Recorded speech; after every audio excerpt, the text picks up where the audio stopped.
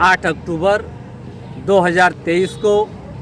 चौरी चौरा की क्रांतिकारी ऐतिहासिक धरती पर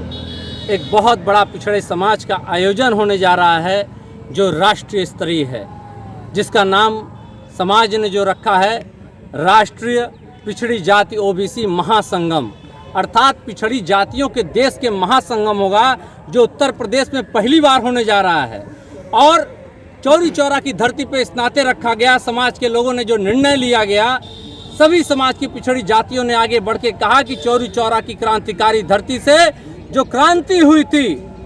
उस क्रांति की धरती में पिछड़े और दलितों का आंदोलन आया था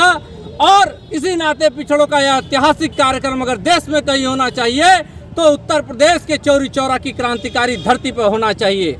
और जिसका उद्देश्य जो है, जो पिछड़ा समाज है उसके हक हकूक को दिलाने के लिए यहाँ पे ऐतिहासिक निर्णय होगा, क्योंकि देखा गया कि जितने भी राजनीतिक दल हैं वो केवल पिछड़ों का वोट नोट और उनकी शक्ति लाठी डंडे का उपयोग करते हैं, मगर उनको आज तक न्याय नहीं दिला पाए। बात शुरू होती है 1980 से, जब मंडल आयोग का गठन किया जाता है और मंडल आयोग ने बीपी मंडल की अध्यक्षता में उन्होंने सरकार को 1980 में अपनी रिपोर्ट दी, जिसमें उन्होंने 40 रिकमेंडेशन दिया था और कहा था कि 1931 के जनगणना के अनुसार पिछड़ों को 52% का आरक्षण मिलना चाहिए। ये देखिए दुर्भाग्य कि 10 साल के बाद 1990 में जाके वीपी सिंह की सरकार ने 7 अगस्त को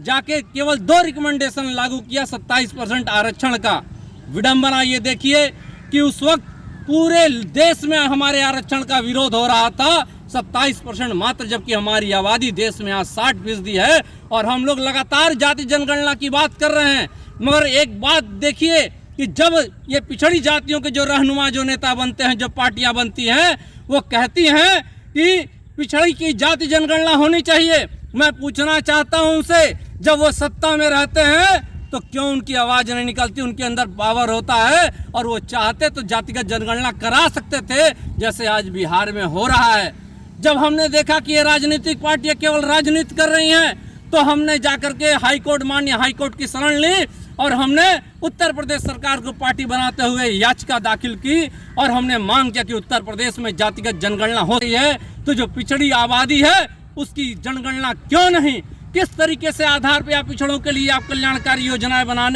रहे हैं? इसका मतलब कहीं घोटाला हो रहा है। हमने जब भारत सरकार के 76 डिपार्टमेंट में आरटीआई किया, जिसमें से जब हमने सुप्रीम कोर्ट में पूछा तो सुप्रीम कोर्ट में मात्र एक ओबीसी का न्यायाधीश होता आरटीआई के माध्यम से कि बताइए ग्रुप ए में कितने अधिकारी कर्मचारी हैं। तो जहां से पूरे देश की योजनाएं बनती हैं, इम्प्लीमेंट होती हैं, तो बताया गया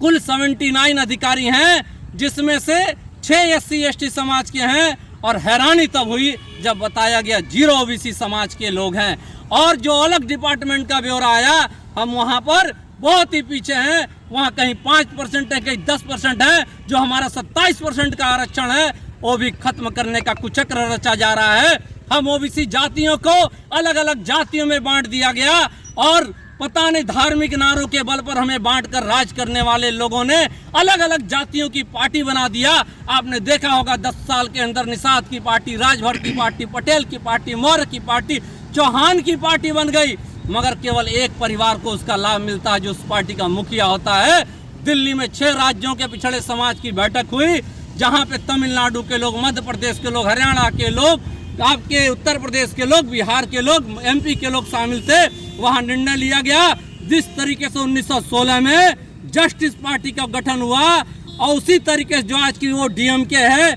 जो लगातार तमिलनाडु में राज करने का काम कर रही है, हम पिछड़े समाज के भी लोग अपनी एक पार्टी का क्यों न गठन करें, अपने संगठन का गठन करें, जिसमें केवल और केवल पिछड़ों की बात होगी, उनके अधिकारों के लिए लड़ाई होगी। क्योंकि ये सारी की सारी राजनीतिक पार्टियां दुर्भावनावश काम कर रही है, अपने व्यक्तिगत सत्ता के लोभ में है। मगर हम लोगों ने संकल्प लिया कि 6 राज्यों के लोगों ने संकल्प लिया कि चौरी चौरा की ऐतिहासिक धरती पर दिनांक 8 अक्टूबर को